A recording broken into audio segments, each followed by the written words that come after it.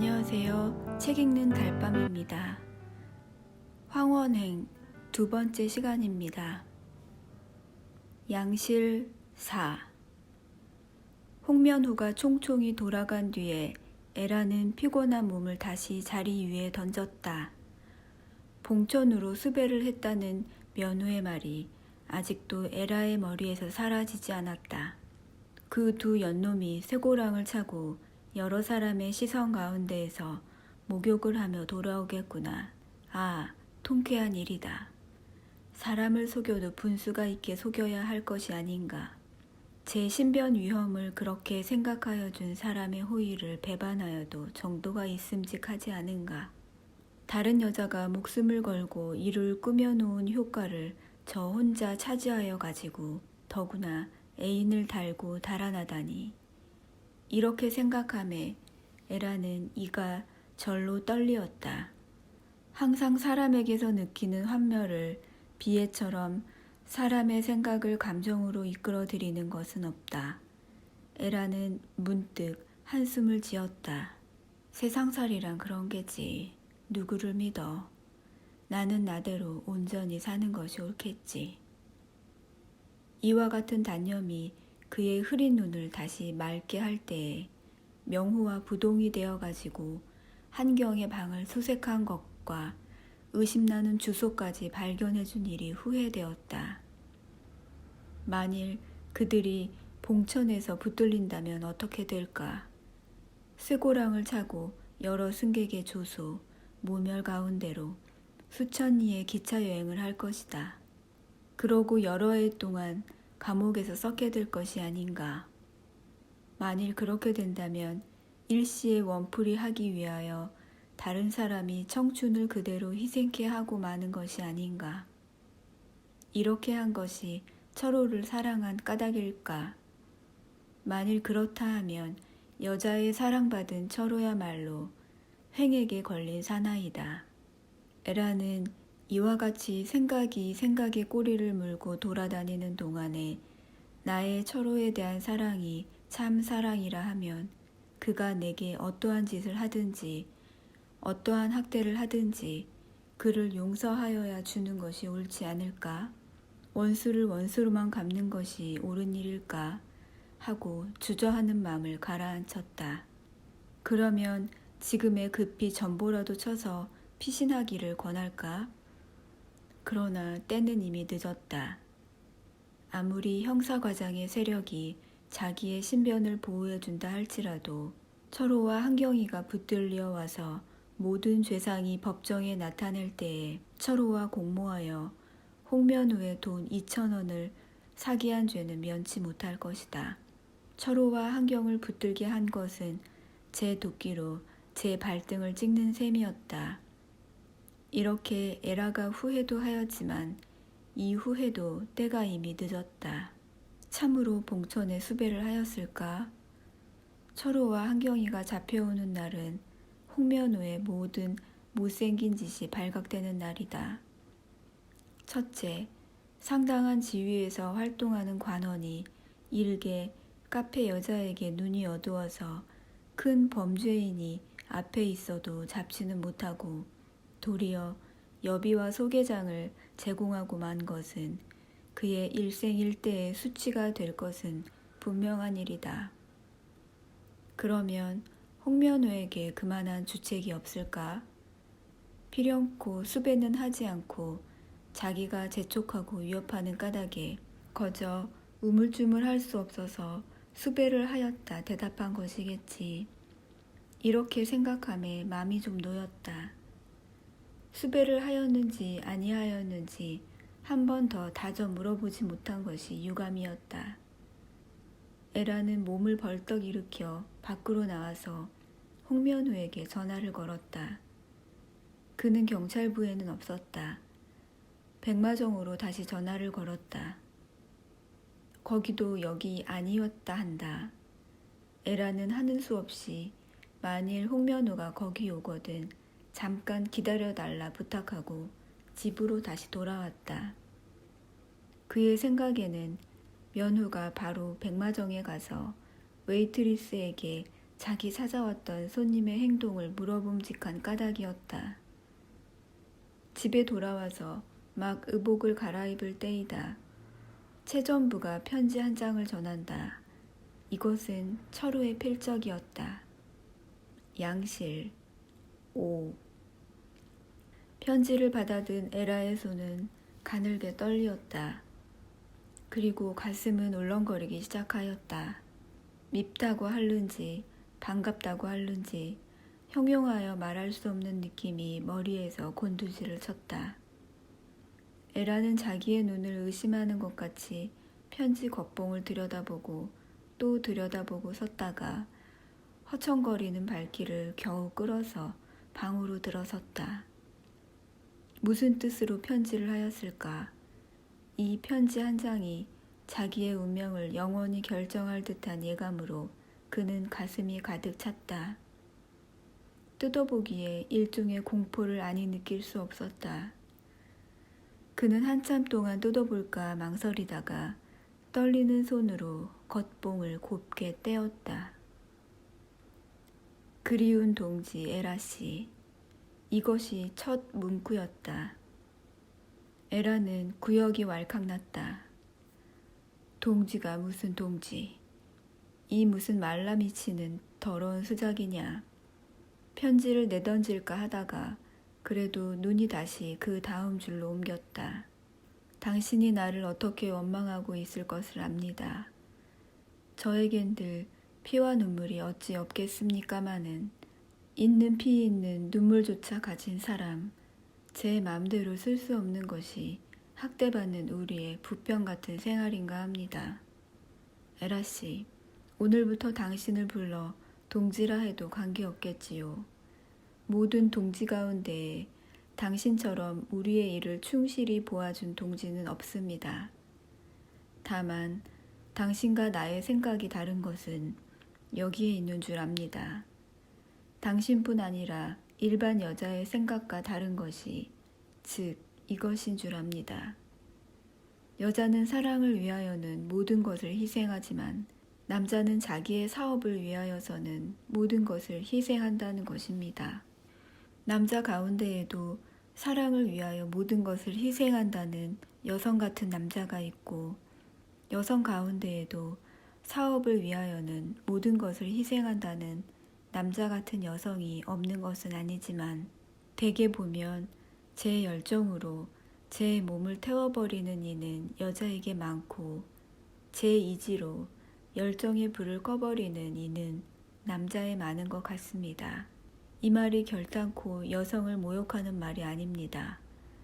자기를 희생한다는 것은 어떠한 경우에든지 존경치 않을 수 없는 거룩한 행동입니다. 사랑을 위하여 제 몸을 희생하는 것이나 사업을 위하여 사랑을 희생한다는 것이나 그 근본 정신에 있어서는 마찬가지라고 생각합니다. 다만 다른 것은 하나는 이기적이요 하나는 이타적인 것입니다. 이기나 이타나 궁극에 가서는 마찬가지라고 생각하겠지만 행동하는 과정에서는 천양지간으로 다릅니다. 에라씨, 존경하는 우리 동지, 당신이 이 말을 들으시면 응당 노하시리다. 사실 나는 당신을 퍽이나 이용하였습니다. 그렇다고 순전히 당신을 이용할 생각만으로 당신을 가까이 한 것이 아니었습니다. 나도 한때는 당신의 가진 모든 것 가운데에 제일 보배인 그 대쪽 같은 성격의 미에 매우 정신을 차리면서도 끌려가고 말았습니다. 이렇게 말한다고 지금에는 아주 잊었단 말도 아닙니다. 한때에는 모든 것을 다 버리고 당신과 함께 도회의 생활을 하여 볼까 하고 퍽이나 생각을 하였습니다만 당신의 성격은 어디를 가든지 한 곳에서 오래 자리 잡고 한 남자의 날개 밑에서 단꿈을 계속할 당신이 아닌 것을 충분히 짐작하는 까닭에 그러한 세상에서 이르는 연애 생활만은 단념하고 말았던 것입니다. 그렇다고 성격이 또한 사랑하는 사람과 사랑의 보금자리를 잃었다고 거기에서 일생을 고이 지낼 수 있다는 것도 물론 아닙니다. 자기를 아는 이는 자기밖에 없을 것입니다. 그러면 당신의 뜻과 사랑의 보금자리를 만주 들 어느 곳에다 쳐놓는다 한들 이것이 며칠이나 가겠습니까? 그런 것은 당신의 열정에서 넘어나온 로맨틱한 생각이었던 것입니다. 에라씨, 진실한 동지 에라씨, 지금까지 위에서 한 말이 나의 충정이지만 그것을 당신이 믿지 않을 큰 이유가 될 것을 한경이가 어째서 따라갔을까 하는 것이겠지요. 여기에 에라의 눈이 이르르자 그의 얼굴은 다시 희푸르러졌다. 양실 6. 한경이는 애인인 철호를 따라갈 것이요 철호는 애인인 한경이를 데리고 달아난 것이다. 거기에 딴 이유가 붙을 리가 없다. 충정이 다 말라 비틀어진 말이냐. 그러면 아직까지도 나를 잊지 않는단 말인가. 그러나 다만 동지로서 잊지 않는다는 말인가. 에라는 다시 그 마음을 읽었다. 소위 사랑이란 것은 한 운명인 줄 압니다. 한경이와 함께 여기로 올 줄은 평일에 짐작도 못하였던 일입니다. 경성에 있는 것이 위태위태하여 일시에 화를 피하여 국외로 몸을 빼어 나오게 한 것뿐이외다. 지금도 생각하면 소위 돈푼이나 가진 자식들이 베개를 높이하고 편한 잠을 이룰 것이니 얄밉고 분이 납니다마는 그들의 편한 잠을 이룰 동안도 그다지 길지 못할 것을 명언하여 둡니다. 어떻게 되었든 간에 한경이가 만주까지 오게 된 것은 계획적이 아니었던 것만 양해하여 준다면 철호가 그렇게 배신 행위를 하지 않을 자라고 믿을 맘도 생길 것입니다. 그러나 내가 그러한 믿음들을 에라씨에게 구하는 것도 아닙니다. 동지, 진실한 동지 에라씨, 우리는 분날 때에 어려운 것을 생각해야 합니다. 이 사람의 심리는 이상한 것입니다. 극도로 절망을 느낄 때, 극도로 분하고 슬픈 일을 당할 때에 사람은 흔히 심기가 일전하는 것입니다. 이 철호에게서 느낀 절망이 당신의 발길을 지금까지 걸어온 정반대의 방면으로 옮겨놓게 하였는지도 알 수 없습니다. 나는 당신이 만일 그랬다면 어떻게 할까 생각만 해도 몸이 떨립니다. 참으로 무서운 일입니다. 아주 말하면 당신의 역한 맘에 영영 홍면후에 손발이 되어 배반당한 원수를 갚아보자고 그 일을 위하여 행동하게 될까 하는 것입니다. 만일 그렇다면 이거야 참으로 무서운 일입니다. 에라는 가슴이 뜨끔하였다. 어쩌면 편지까지도 이렇게 앙큼하게 할까. 얄미운 생각이 더욱 새로웠다. 에라씨, 동지인 에라씨, 우리같이 방랑생활을 하는 자는 사랑을 가질 수 없습니다. 마음의 애인이 아니라 생활을 같이 한 애인이 없다는 것입니다. 이것은 세상 사람의 말하는 바와 같은 생활이 우리에게는 없는 까닭입니다. 우리에게 고정한 생활이 있을 리가 있겠습니까? 오늘은 만주, 내일은 서백리아로 역시 그렇게 되었을 것입니다. 우리의 부평 같은 생활에서 어찌 조그마한 인생의 향락이 계속될 수 있겠습니까? 경성에서 지낼 일을 생각하면 역시 하룻밤의 꿈이었던 것입니다. 꿈이라도 괴로운 꿈이었습니다. 아, 괴롭던 꿈. 에라의 희푸르러진 뺨으로 구르던 두어 방울 눈물이 편지를 가만히 두드렸다. 에라로서는 오래간만에 흘린 눈물이었다. 동지, 에라씨, 어떠한 기회에 어떻게 다시 고국으로 돌아가게 될지는 알 수 없습니다. 물론 시일은 모릅니다. 내일에 들어갈는지, 모레에 들어갈는지, 명년에 들어갈는지, 10년 후에 들어갈는지, 영영 고토를 밟아보지 못하고 만주 들에다가 시체를 널게 될는지 이것을 그 누가 알겠습니까? 우리는 우리끼리나마 서로 축복을 합시다. 불쌍한 우리들이 서로 저주를 하면 어떻게 합니까? 무서운 일입니다. 이 글을 쓰고 이 글보다도 먼저 내가 고랑을 차고 장거리 여행을 하게 될는지 누가 압니까? 그러나 최후까지 먹고 있는 마음을 말하는 것이 당신에게 대한 나의 의무인 줄 압니다. 한경이와도 우리의 안전을 위하여 손을 나누게 됩니다. 양실 7. 지금까지 읽고 난 편지가 에라의 손에서 힘없이 떨어져 그의 한편 무릎을 덮었다. 그는 머리를 아래로 숙이고 한참 생각하다가 다시 떨어진 편지를 주워 모아 봉투에 넣어 책상 위에 던졌다. 그러고는 자리 위에 들어 누웠다. 일이 갈수록 묘하게 되었다. 참으로 한경이와 공모하고 나를 속인 것이 아닌가.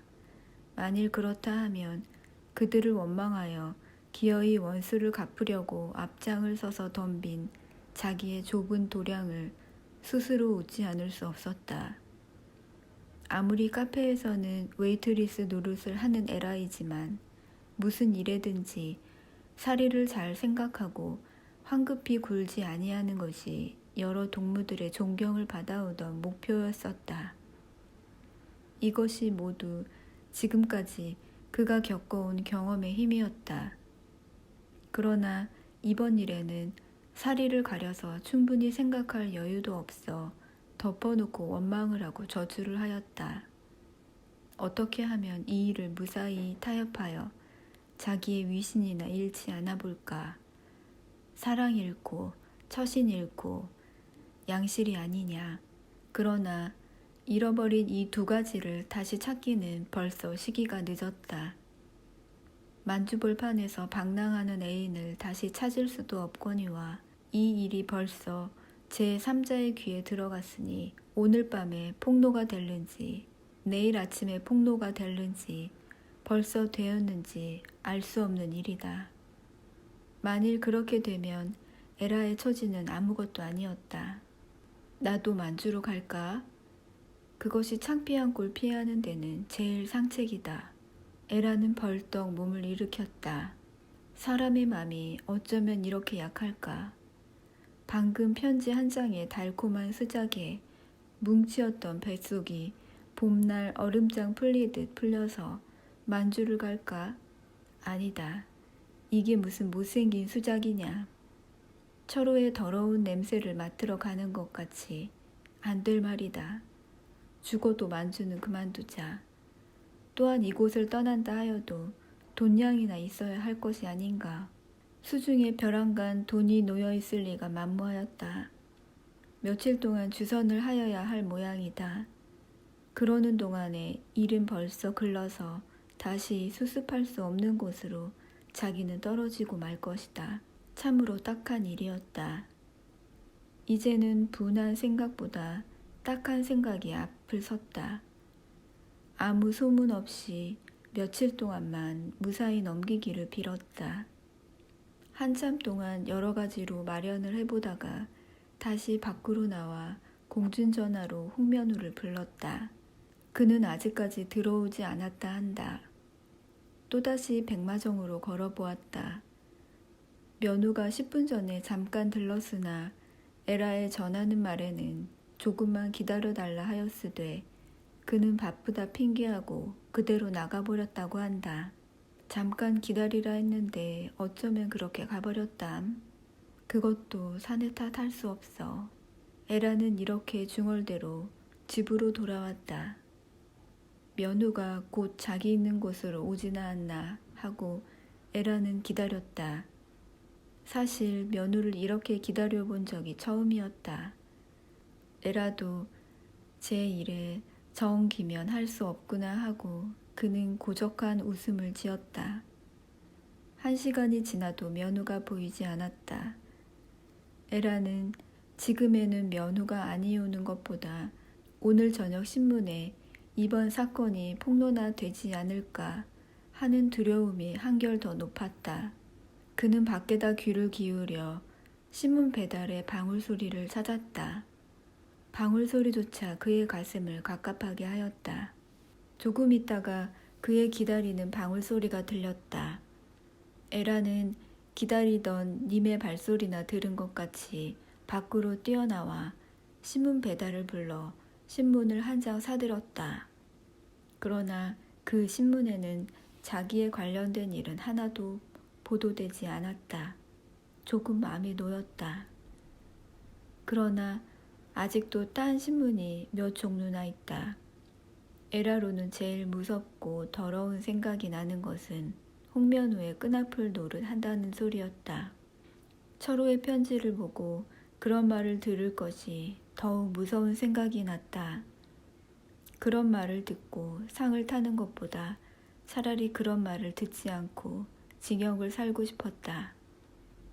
한참 동안 문 밖에서 방황을 하다가 그 앞으로 지나가는 서울일보를 샀다. 받아들고 들어오다가 이면 첫 기사에 시선이 갔다. 걷던 두 발이 벼랑간 땅에 붙어버렸다. 그리고 얼굴빛이 헬쑥하여졌다. 양실 8. 신문 머리 기사로 커다란 제목을 붙이어 전 경성을 횡행하던 설교 강도는 국경을 넘어서 만주에 몸을 감춘 행적이 있다는 것과 그가 물 샐 틈 없이 경계하는 국경을 무사히 빠져나간 이면에는 정탐소설 이상의 괴상한 사실이 들어있다는 듯하다는 것과 경찰부에서는 그의 연루자로 카페의 여급과 주의자 고순일이를 검거하여 엄중 치조하는 중이라는 것을 발표하였다. 이것만으로는 물론 충분한 기사라 할 수 없었다. 분명히 이름이 나타난 것은 고순일 뿐이요. 에라, 철호, 한경이는 나타나지 않았다. 설교 강도의 연루자로 검거를 당한 것이 사실이니까 이러한 기사만으로는 별로 부끄러울 것이 없다. 제일 마음에 두려웠던 것은 홍면후의 끈앞풀이 되어 철호 잡는 데에 보조를 한다는 말이었다. 그러나 정탐소설 이상의 복잡한 사정이 있는 듯하다는 말뿐이요. 지금까지 지낼 일을 일일이 폭로시킨 것은 없다. 에라의 얼굴에는 다시 혈색이 좀 돌았다. 숨을 내려쉬고 방으로 들어왔다. 끈앞풀이란 말이 발표되지 않은 것만 다행이었다. 이 말로 해서 그가 만일 세상의 오해를 사면 잘해야 물 위에 기름이 될 것이요. 잘못하면 신명까지 영영 망치고 말 것을 염려한 에라가 모를 리가 만무하다. 그러하다고 근심을 아주 놓을 수도 없었다. 젊은 양복쟁이의 묻던 말이 다시 생각났다. 그이가 신문 기자인 것은 분명한 일이다. 만일 그렇지 않으면 그가 묻고 간 뒤에 바로 이렇게 신문에 날 리가 없다. 그는 서울일보 기자임에 틀림이 없다. 그러면 어째서 홍면후의 이번 사건에 멍텅구리 노릇한 것을 폭로시키지 않았을까? 홍면후의 끈앞풀이란 말은 다만 나의 뱃속을 떠보려 물었던 말이었을까? 여러 가지 복잡한 의문에 에라는 머리가 아팠다. 좌우간 면후 대머리나 왔으면 어떻게 된 셈을 알아볼 것을 그도 오지 않으니 참 갑갑한 일이다 하고 그는 신문을 훑어보기 시작하였다. 이면 한문잘 안에 그의 눈이 이르자 그의 얼굴은 다시 헬쓱하여졌다. 정말 거기에 이번 설교 강도 탈출 사건에 대하여 가뭇 없이 교묘하게 홍면후의 실패담을 써놓았다. 비두가 벌써 그러한 일이 있었다고 내지 않고 그러하였다면 어찌할까 하는 가정, 이를테면 아래서 폭로를 시켰다. 그 한 문자의 기사는 이러하였다. 서울에서 신출 김호라는 설교 강도가 생겼다 하고 그의 애인이 어느 카페의 웨이트리스라 하자. 그러고 설교하는 강도를 잡으려고 고심초사하는 형사과장이 역시 그 카페에 시국 표방 설교 강도가 사랑하는 웨이트리스에게 뜻을 두었다 하자. 그 관계가 곁에서 보기가 혼자로서는 아까울 만큼 재미도 있으려니와 한 걸음 더 나아가서 카페의 여자가 애인인 설교 강도를 국외로 피신시키기 위하여 형사과장을 곱다랗게 속이어 난관을 넘어갈 때에 무사통과하려는 소개장과 개두가 또 수천 원이라는 거대한 기밀비까지 얹어서 탈출시켰다고 하자. 그러고 그 탈출시킨 동기는 카페에서 이 사내 저 사내에 완록물로 지내는 것보다 차라리 만주의 황원에 가서 단출한 스위트홈을 이루려는 데에 있었다 하자. 그러나 달아난 사내 설교 강도는 카페 여자에게는 마음이 적고 형사과장의 누이를 더 사랑하였던 까닭이었던지 정말 달아날 때에는 모든 계획을 하여준 카페 여자는 내던지고 형사과장의 누이를 달고 무사히 국경을 넘었다 하자. 이와 같이 속은 줄을 비로소 깨달은 형사과장은 아픔을 깨물고 이 사건에 관계된 카페 여자와 또 하나 심부름꾼을 달고 쳤다 하자. 그러다가 그 여자도 역시 설교 강도에게 속은 것이라 동정하게 되어 석방을 하고 그 다음에는 속은 남녀가 한 덩어리가 되어 날마다 달아난 설교 강도를 붙들려고 고심 참담을 한다고 하자. 만일 이것이 사실이라면 정말 우스운 일이 아닐까. 멍텅구리 형사과장의 지위도 얼마 가지 못하려니와 카페 여자의 전정도 말이 아니라고 누구든지 생각하겠지. 설교 강도와 형사과장을 손바닥에 올려놓고 충복할 만한 수완을 가진 카페 여자야말로 아주 호걸이다. 그의 지금까지 밝은 길이 소설적이라고 할는지. 양실 9. 이 기사 가운데에는 이 다음 이 사실이 사회의 표면에 나타날 그때에는 카페 여자의 내력과 이 사건의 비밀을 소상하게 보도하겠다는 암시가 은근히 들어있었다. 에라는 자기의 지금까지 사생애가 비록 폭로된다 할지라도 그렇게 부끄러울 것이 없다만 끈앞풀의 누명 아래에서 자기의 정체가 폭로되는 것은 암만 생각해 보아도 유쾌한 일은 아니었다. 또한 카페 같은 곳으로 유랑하여 다니는 여자라 하여 되자는 상상과 억측으로 붓긋 돌아가는 대로 끼적거려 놓으면 그도 또한 문제였다. 대체 어찌해서 다른 사람의 귀에 이번 일이 들어갔을까?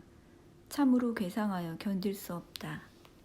에라는 신문을 앞에 놓고 이 일이 걱정했던 바와 같이 이렇게 되고 말았으니 이제로부터 어떻게 할까 생각하였다. 홍면우가 사직을 하고 자기는 범인 탈출시킨 공모자로 다시 체포가 되고 고순일이는 편지 가지고 다닌 죄로 얼마 동안 고생을 하고 정말 죄지은 철호와 한경이는 넓은 들에서 자유로 방랑을 하고 참으로 괴상한 현상이라 아니할 수 없었다. 이 일이 이렇게 된 이상 좌우간 홍면우와 만나서 선우책을 일러달라고 말해볼 수밖에 별 도리가 없다. 에라의 홍면우 기다리는 마음은 더욱 초조하여졌다. 만일 이 신문을 홍면우가 보았다면 그의 일생일대에 큰 관계되는 일이니 에라에게로 뛰어올 것은 의심 없는 일이었다. 초조히 굴던 에라는 다시 마음을 늦추어 먹고 면후 오기만 기다렸다. 전등불이 켜질 무렵이다. 밖에서 급히 돌아오는 발자취 소리가 났다. 의심 없는 면우의 발소리였다. 마루에 발을 올려놓기도 전에 에라 하고 황망히 부르며 일이 기어이 이렇게 되었구려 하고 방으로 들어온다. 그의 대머리가 어쩐지 오늘은 유난히 반드러워 보였다. 그리고 얼굴에 해쓱한 기운이 조금 돌았다. 그러기에 내가 무어라 말합디까? 한번 세상에 공표된 것을 걱정을 하면 무얼 해요. 이렇게 말하는 에라의 태도는 비교적 침착하였다. 면우는 박 윗목에 쪼그리고 앉더니 담배에 불을 붙이며 할 수 있나? 모두 운명이니까. 내가 냉꾀에 넘어갔으니까 누구를 원망할 것도 없다만 에라는 암만 해도 그대로 두지 않을 것 같은데 어떻게 해야 좋을는지 하고는 천정을 바라보며 무엇인지 생각한다. 면우가 지금에 취할 태도는 두 가지가 있었다.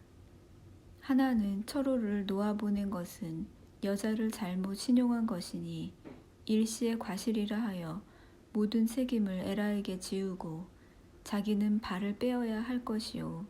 또 하나는 모든 책임을 자기가 가지고 에라와 설교 강도와는 아무러한 연락이 없었던 것 같이 타협을 지어야 할 것이다. 에라에게 책임을 지우자 하니 그가 너무 가엾다. 지금까지 자기가 취한 태도와 사건이 세상에 드러나게 되었다고 벼랑간 딴전을 놓는 것은 인정이 아니다.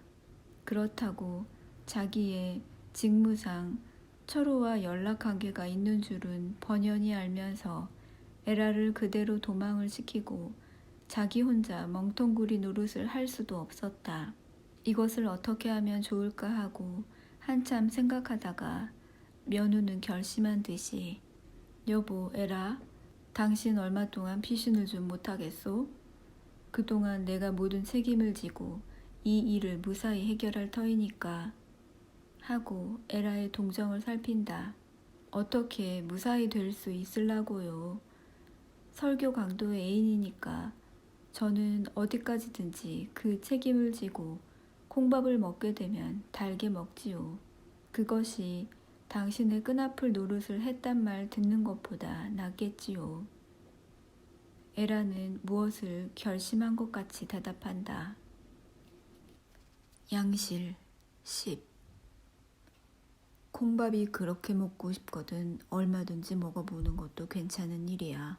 홍면우는 모처럼 보였던 호의가 아무런 효험이 없게 되니 조금 역심이 났다. 콩밥이 먹고야 싶겠소만 안 먹으면 안 되겠으니 하는 말이에요. 에라는 탄식하듯 말을 던졌다. 홍면우는 에라의 이와 같은 태도에 의심을 가지지 않을 수 없었다.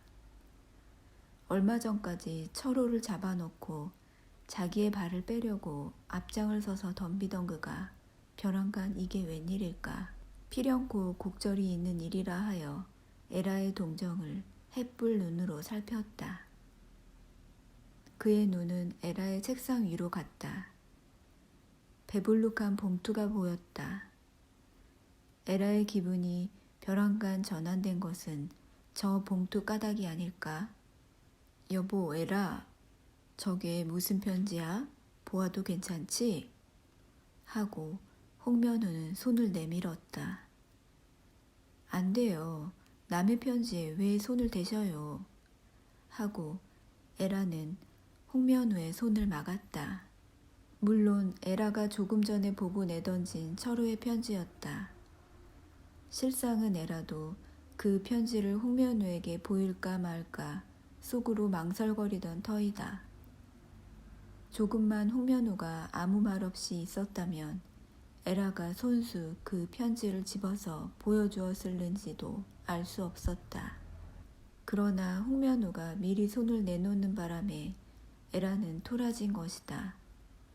에라의 성미를 잘 아는 홍면우는 웃고 그대로 손을 끌어들였다. 에라는 그 편지를 집어서 책상 서랍에 넣고는 이 편지는 이대로 가만히 둘 테니까 이 다음에 가택 수색을 할 때 오셔서 보셔요. 네? 하고 빙그르 웃는다. 홍면우의 마음은 더 캥겼다.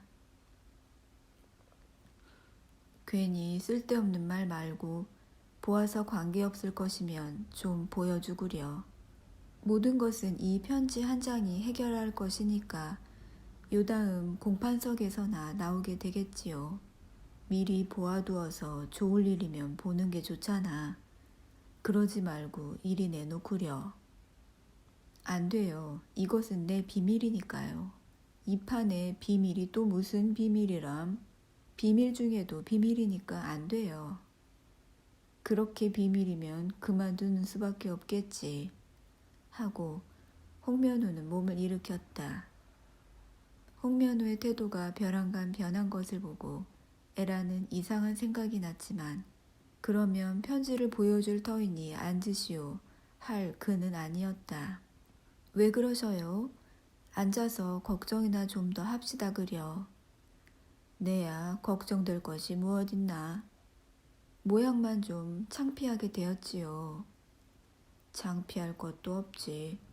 남자가 여자의 사랑을 받으려다가 이런 일을 좀 당하는 것도 예사야. 이런 일을 예사로 하십니까? 예사라면 이런 일을 여러 번 경험하셨겠습니다 그려. 나는 요렇게 옳게 보기는 이번이 처음인데요. 여보, 쓸데없는 수작은 그만두고 이번 일을 어떻게 해야 좋을 것이나 걱정을 하구려. 홍면우는 무엇을 결심한 것 같이 벌떡 일어서서 밖으로 나간다. 에라는 홍면우의 성미를 잘 들여놓는 것이 이러한 경우에 자기에게는 불리한 줄 알지만 그렇다고 달아나는 그에게 가서 부를 수는 없었다. 문 밖에 나가지도 않고 방 안에 앉은 채 그대로 잘 가십시오 하고 인사를 하였다. 모처럼 방침이나 의논해볼까 한 것이 모두 틀리고 만 것이다. 아, 나는 나대로 행동을 하자. 조그마한 권력을 의뢰할 리 없다. 그래도 20여 년 동안 자기의 손으로 살아온 애라다. 어찌해서 비릿비릿한 생각을 하였던고 그는 후회하였다. 다만 콩밥을 먹어도 좋다.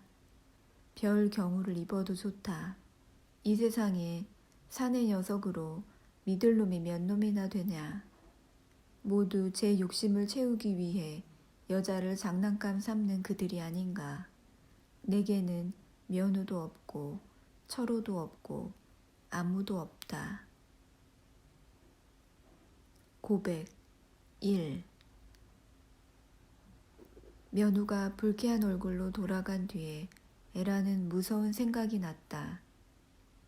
그의 앞에서는 콩밥을 기쁘게 먹겠다고 장담하였지만 하루 동안의 유치장 생활의 경험으로 보아도 불같은 자기의 성미에 거기에서 얼마 동안 배겨낼는지가 의문이었다.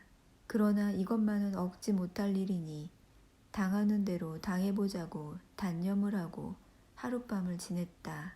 물론 잠이 잘 올 리가 없었다. 이제 형사가 오나 저제 형사가 오나 하여 주의가 늘 문 밖으로 갔다. 그러나 그가 새일 무렵 피곤에 못 이기어 눈이 저절로 붙을 때에도 형사는 오지 않았다. 그러면 무사히 된 모양인가 하고 안심을 하려다가 그는 이 뒷일을 보아야 할지 하고 놓이는 맘을 다시 움켜쥐게 되었다. 밤새도록 생각한 것은 역시 어떻게 하면 조선을 벗어날까 하는 것이었다. 지금이라도 옷벌이나 챙겨들고 나서면 그만이겠지만 그곳에 발이 붙는 그때에 무엇을 할까? 역시 카페냐. 이 생활을 벗어나자고 지금까지 노력한 결과가 또다시 그런 곳으로 발길을 몰아넣게 하는 것은 운명의 장난이 아니고 무엇이냐. 더구나 홍면우의 끈아풀이란 명예롭지 못한 이름을 둘러쓴 채 해외로 도주를 했다가 네 손에 이 생명조차 바치게 되려고. 그는 생각다 못하여 아침 일찍이 서울일보사를 찾아갔다. 백마정으로 와서 자기의 내력을 물어보던 청년 신사를 만나볼까 생각한 까닭이다.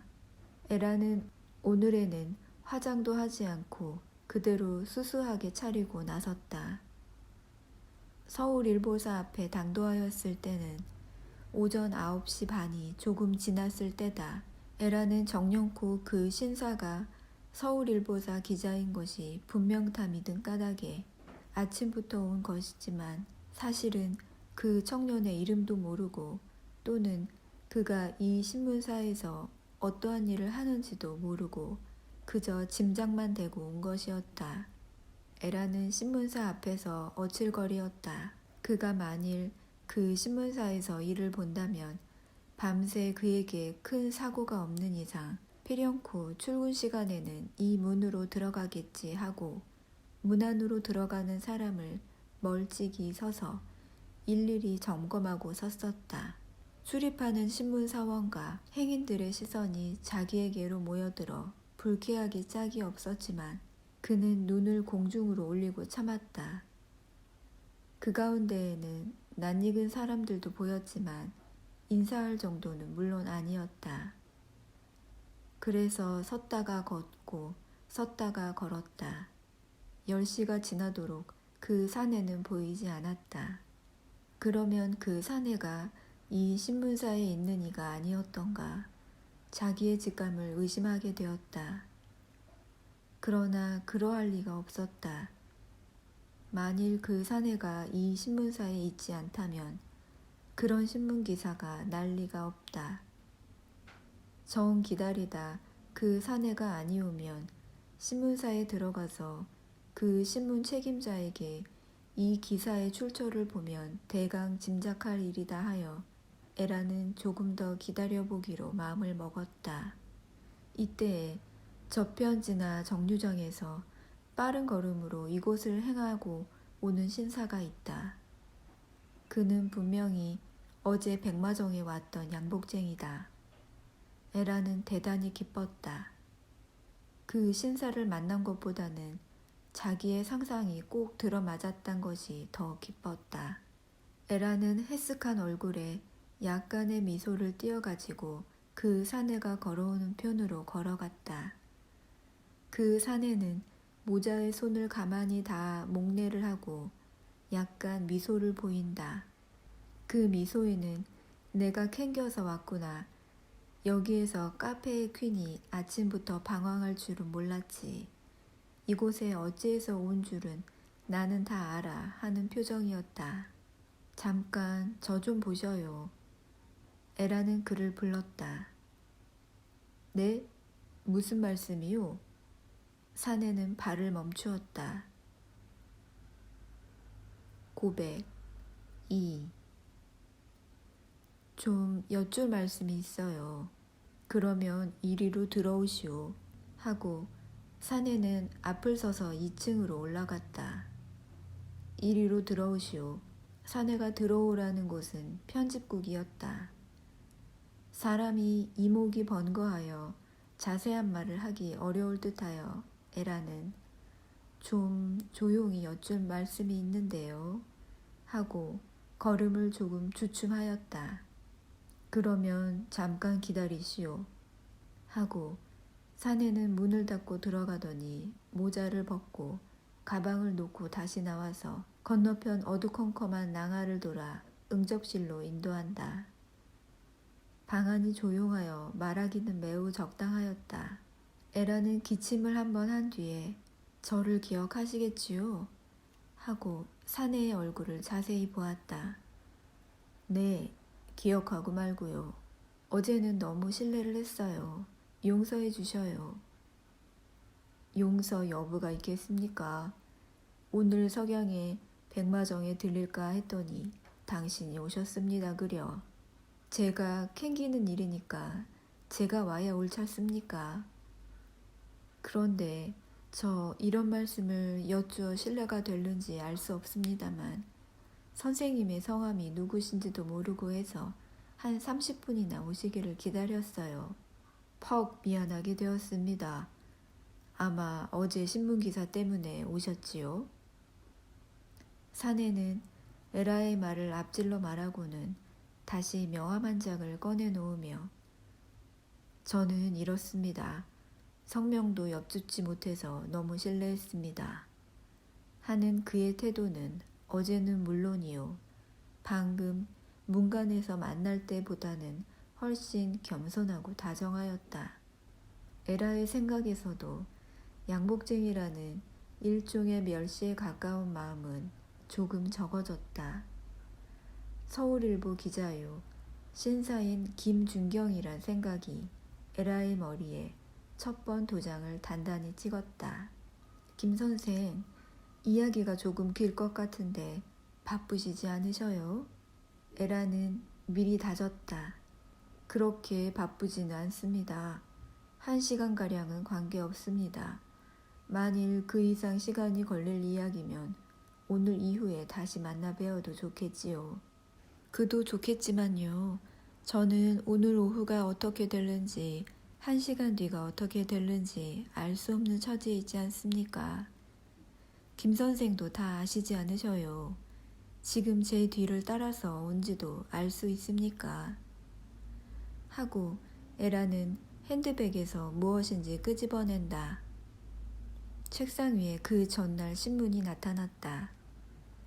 김준경은 얼굴빛이 조금 이상스럽게 변할 뿐이요. 아무 말이 없다. 김 선생, 제가 이러한 것을 가지고 온 것은 무슨 질문을 해보자는 것이 아니에요.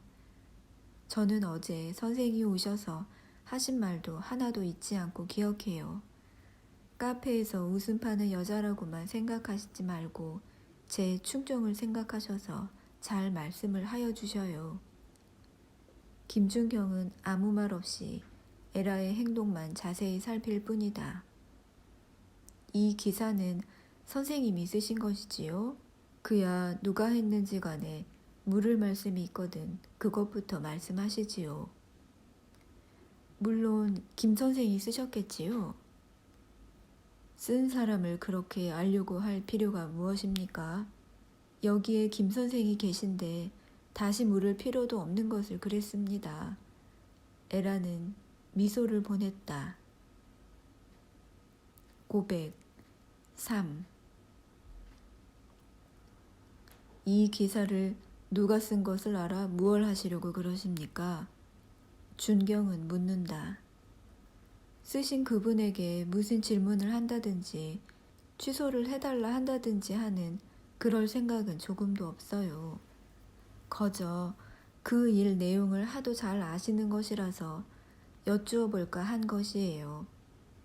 에라는 조금 음성을 낮추어 다정한 뜻을 보였다. 준경은 웃는 얼굴로 대답을 대신한다. 에라 생각에는 조금만 더 단단히 족치면 어떠한 동기에서 그 기사를 쓰게 되었다는 이유가 사내의 입에서 나올 듯하여 여러 가지로 수단을 한번 부려볼까 하였다. 제가 사내인 이상 내 수단에 안이 넘어갈 리가 없다. 형사과장도 넘어갔고 철호도 넘어갔다. 백면 서생인 일개 신문기자가 안이 넘어갈 리가 없다. 그러나 어찌한 일인지 자기의 충정에서 나오는 말 이외에 딴소리 하기가 마음에 부끄러운 생각이 났다. 어제 백마정에서 처음 만날 때부터 필연코 이 사내가 철호와는 막역의 친구로서 자연히 알게 되었든지 그렇지 않으면 모든 일을 주밀하게 생각하는 철호의 일이라 그가 계획적으로 이 사내에게 일러주어서 홍면우의 코를 납작하게 만들고자 함이나 아니었던가 하는 의심이 에라의 머리에 번개불처럼 지나갔었다.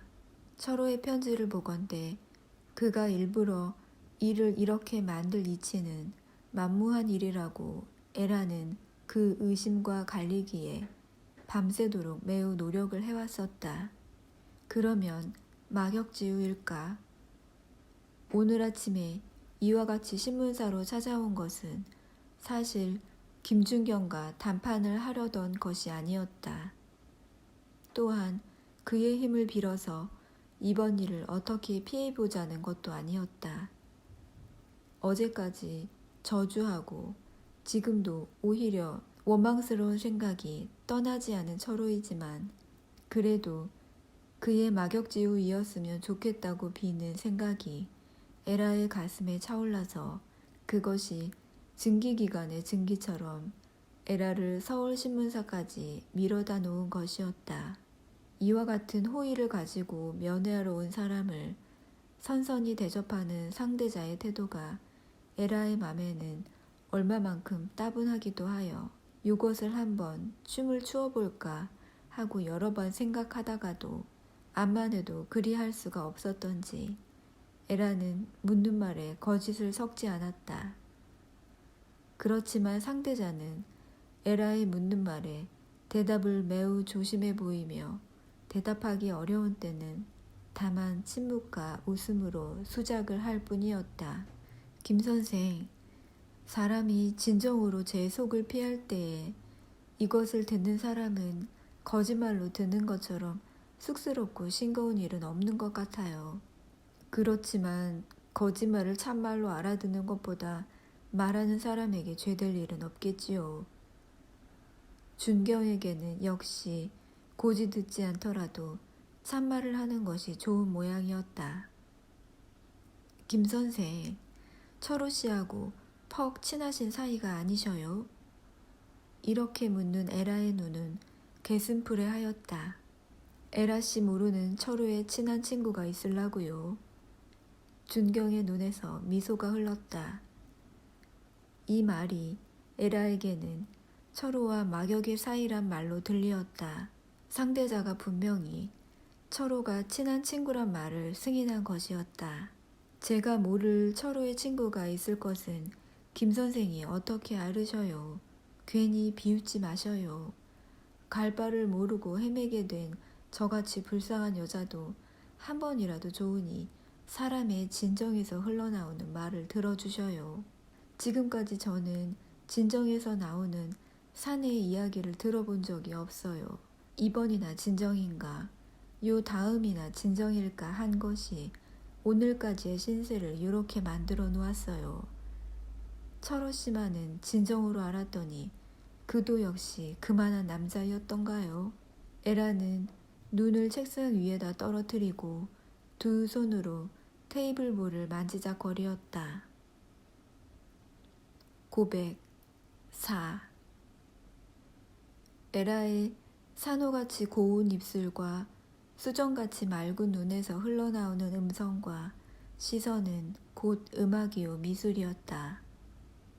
준경이는 황홀한 정신을 다시 자기에게 불러들인 뒤에 그렇게 남성을 저주하고 원망하면서 어째서 남자의 일이라면 이와 같이 알려고 애를 쓰시오?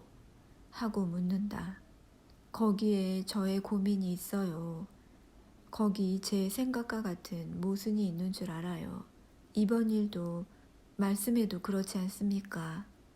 신문에다가 가령 이를테면 하고 기사를 쓰셨지만 세상에 그런 일이 어디 있겠습니까? 모든 것을 죽으림을 써서 만들어 놓았으니까 어떤 계집하고 도망을 하다니요.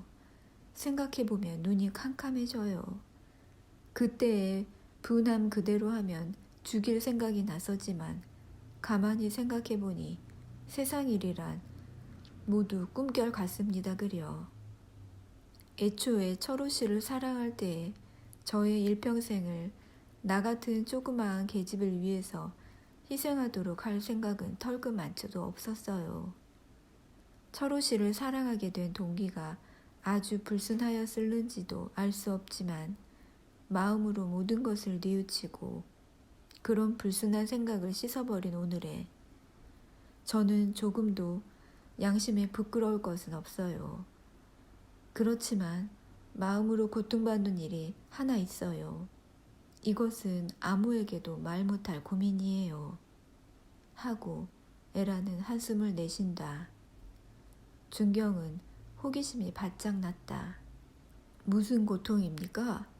이 일은 선생도 모르실 것이에요.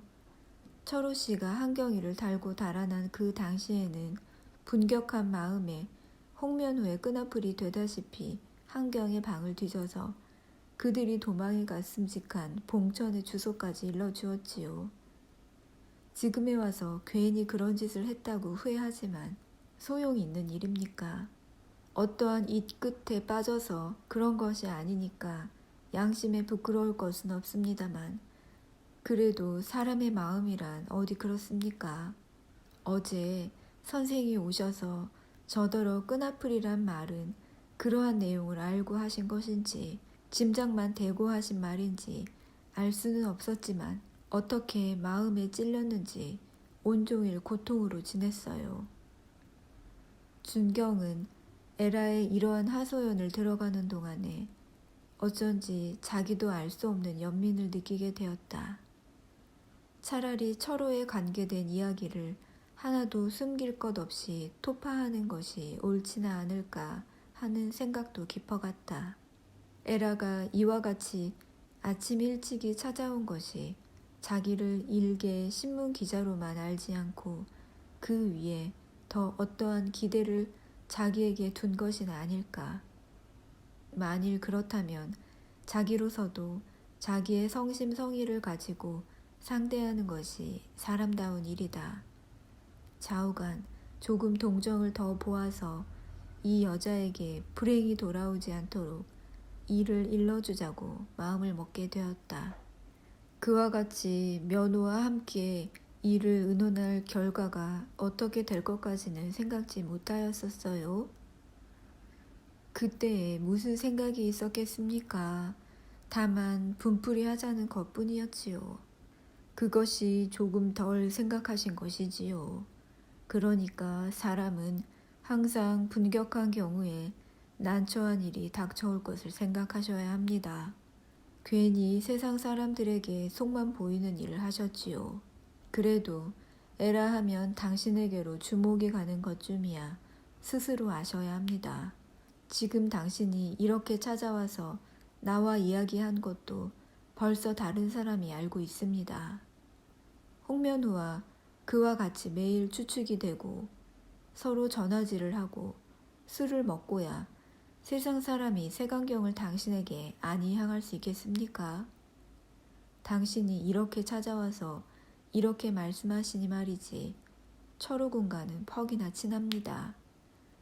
그도 나와 같은 사람이라면 너도 설교 강도나 아니냐 하고 묻겠지만 철호는 결단코 설교 강도가 목적이 아니라고. 사람의 현실을 극단으로 부정한 결과가 세상을 한번 떠들썩하게 만들어 놓고 헛웃음을 한번 쳐보려는 것이겠지요.